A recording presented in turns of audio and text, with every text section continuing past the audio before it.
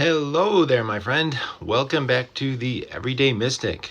This is Aaron, and I'm so happy to have you with me because I'm trying something new. I'm trying video for the first time on Substack.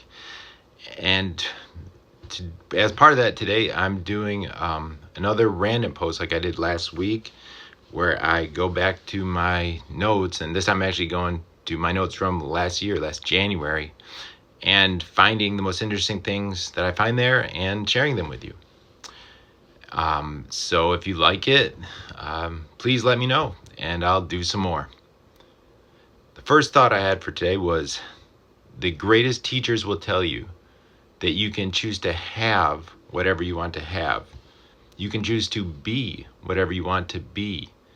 You can choose the life that you want to live.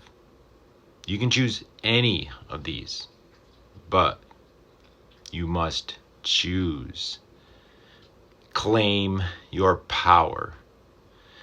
And I think with this, I'm trying to say that I think a lot of people just let life come at them. They kind of take what life gives them and then usually complain about it, really. And I think we have to make a conscious choice to choose what our life is going to be.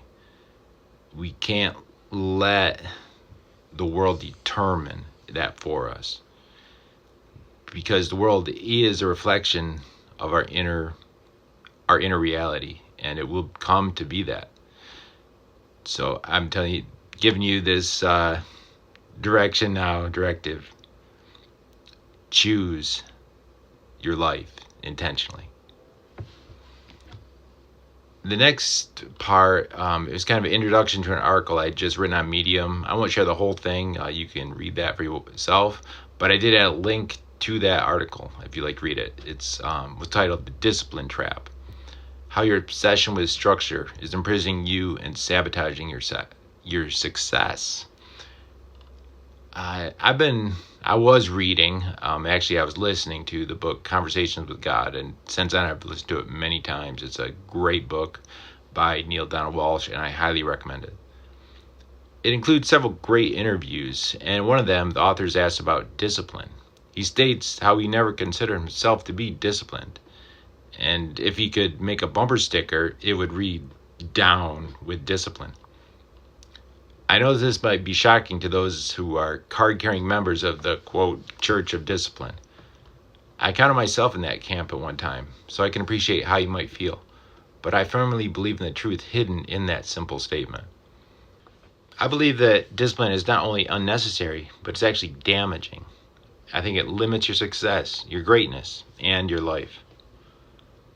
So in the service of that idea, I'll give my very best attempt at describing my thinking on the matter. And in so doing, I hope to give you the gift that is a discipline-free life. And I'll leave it at that, and you can read the rest in the text. And here's the next item. By asking that question, you commit the greatest sin. You miss the mark. You miss the point. There are no other people. There's only you. There's only one. And when I saw this, I was like, what was I thinking? That question. And I think that question is the one about, how could God create such a cruel world, a world where awful things happen to good people? And I think that's what we're asking there is, when you ask that question, when you ask, how could you, God? You begin to think of God as something that's external, something that's outside of you, something that's acting on you and acting on all the people in the world, and missing the fact that God is in you, that he's in everyone, that he is our power, and he is the love that we share. Like I said, there is only one. There's only you. Mystical experiences or holy instances are transformative, and once you have one, you will never be the same. And it's something that I didn't really believe before I started my journey, but I have experienced those, and they definitely are transformative. And if you haven't arrived at that moment yet, I know that you will, and you will see the truth in that statement. Here's another one. With great power comes great responsibility. That's a quote from Spider-Man, and I love that this famous metaphysical quote, but it contains a lie. See, the only power is God, which is love, unconditional and infinite love. And there is no power outside of that. And that was kind of an introduction to another post that I did called The Tao of Spider-Man, and there's a link to that as well in the notes. Next up is a poem I called A Cloud Blocks the Sun. And like I said, if you're enjoying this, please make sure to share it with a friend. A cloud blocks the sun. On a lazy summer day, I sat and watched his wonder as a fluffy white cloud, the most fleeting thing, a collection of vapor, a million infinitesimal droplets of water, moved across the vermilion August sky to block out the sun, extinguishing its glorious light. It's like its life-giving warmth, leaving a chill in the air. And I thought, how like this is to the world in its illusions, obscuring the holy light that is the love of God.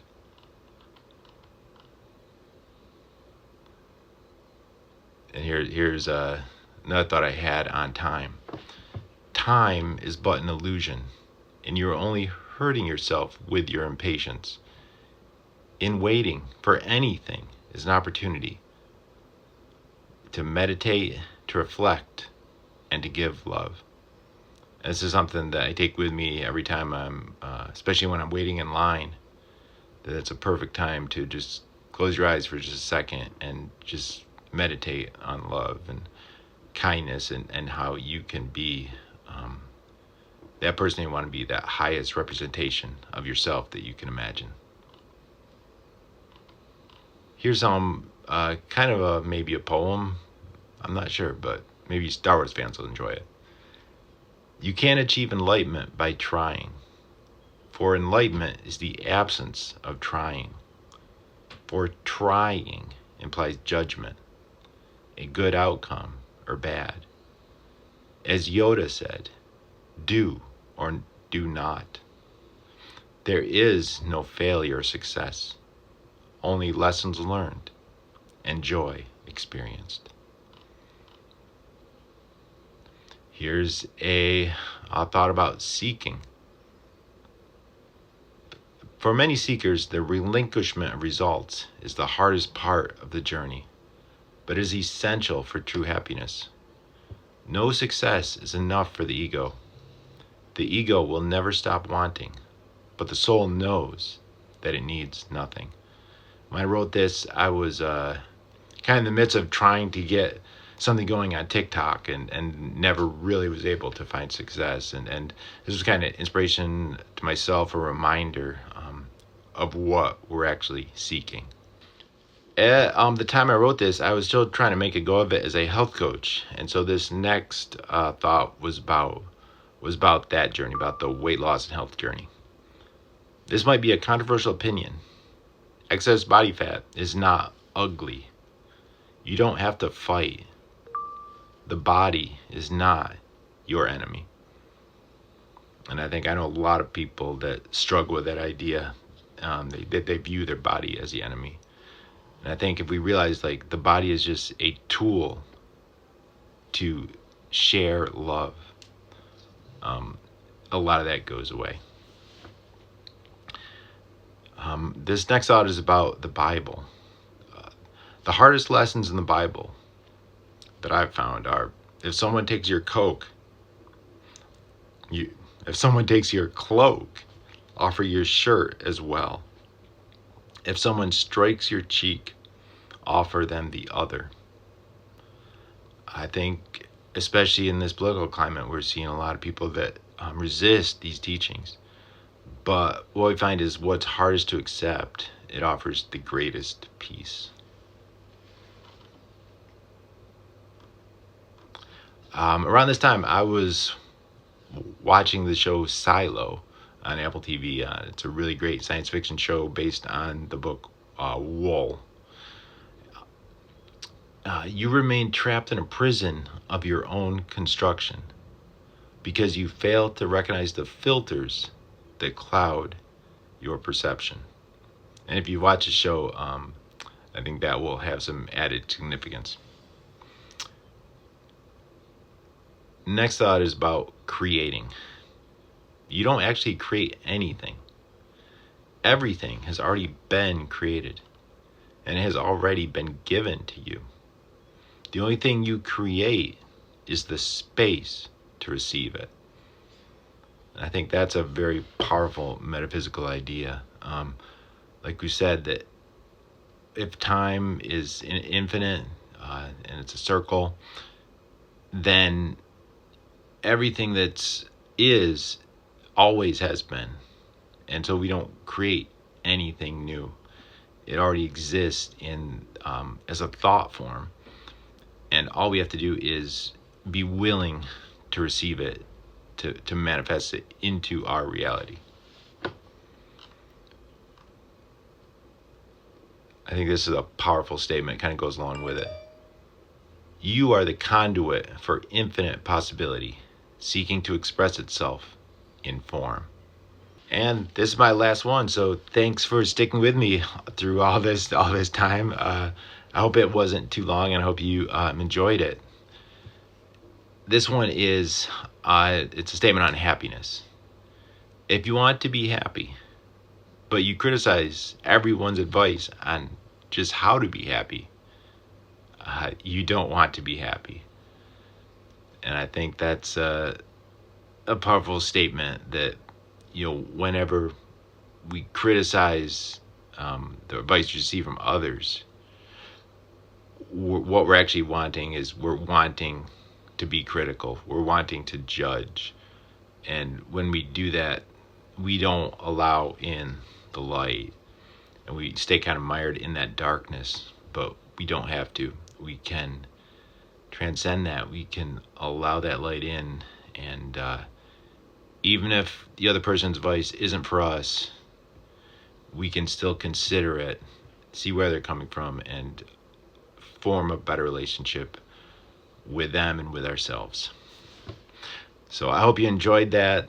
If you liked it, please subscribe, and I'll send you more. And if you want more inspiration, I highly, I just love it if you would check out my series based on the Course in Miracles. I do poems inspired by the lessons, and you can find everything I published on a page in my on my homepage, and there's a link to that in the text as well. Thank you for watching, and until next time, I send you all my love, and namaste.